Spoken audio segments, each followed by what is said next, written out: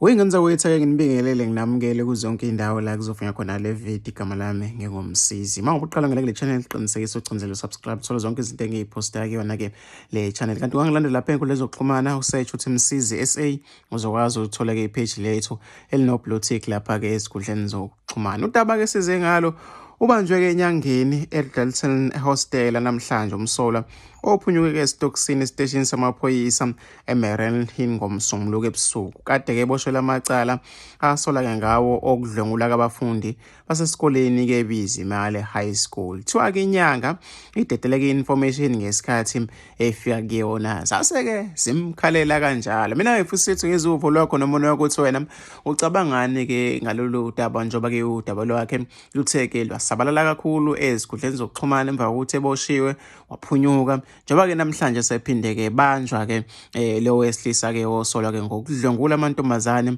afunda lapha-ke esikoleni sasebizimali esilapha-ke eNkandla. Kanti futhi esinye-ke sey'kole esihamba phambili ngokuphasa kwabafundi kuleya ndawo ngoba kusuka abantu abaningi ey'ndaweni ey'hlukahlukene beyofunda-ke kuso-ke lesa sikole. Hlala lapha ku-comment section khohla ucindezela usubscribe uzokwazi zonke izinto esiyiphosta kuyona-ke le channel.